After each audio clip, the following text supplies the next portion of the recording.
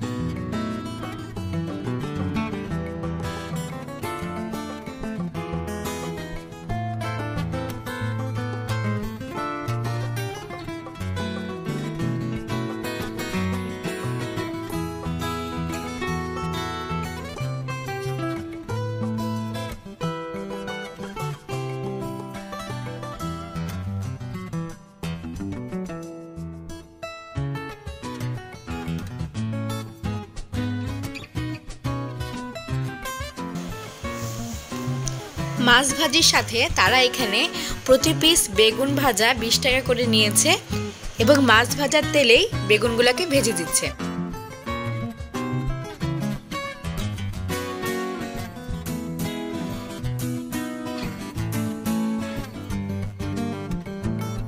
এখন আমার বড় ভাই ভাবছেন সব রান্না যদি ওরাই করে ফেলে তাহলে কেমন করে হয়, ভাইয়া যদি একটু হাত না লাগায় তাহলে হয়। খুব চেষ্টা করেও একটা মাছও উল্টাতে পারলেন না।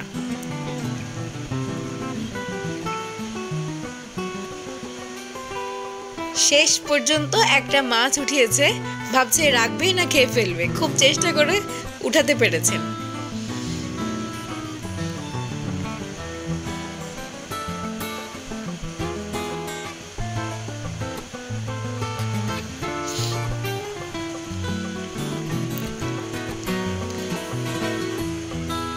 তো মাছগুলো ভাজা হয়ে গেল, প্রায় শেষের দিকে।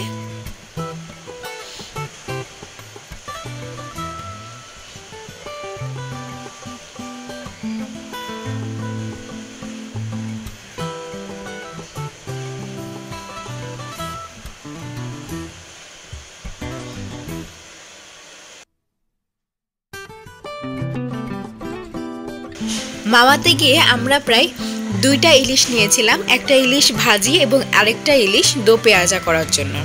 তো আমাদের কাছে ইলিশ ভাজা এবং লেজ ভর্তাটাই সবথেকে বেশি মজা লেগেছে।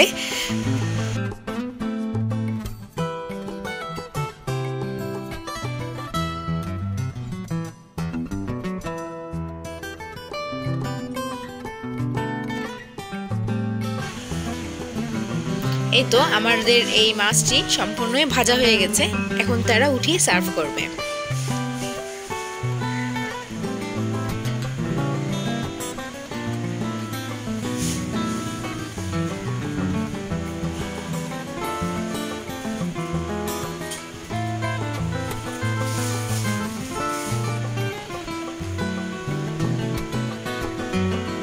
একদম মচমচে এই ইলিশ অসাধারণ খেতে।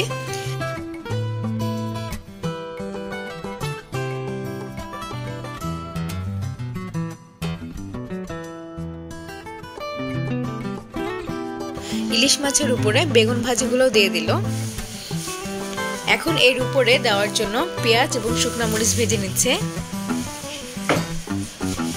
ইলিশ মাছের তেলেই এই পেঁয়াজ এবং শুকনো মরিচ ভাজাতে ইলিশ মাছের এই ঘ্রাণটা পেঁয়াজের মধ্যে চলে গেছে। খুবই অসাধারণ এবং খুবই মজার এই রেসিপিটি। আপনারা চাইলে এভাবে বাসায় তৈরি করতে পারেন অথবা মাওয়ায় গিয়ে খেয়ে আসতে পারেন। ভালো থাকবেন, সুস্থ থাকবেন। আল্লাহ হাফেজ।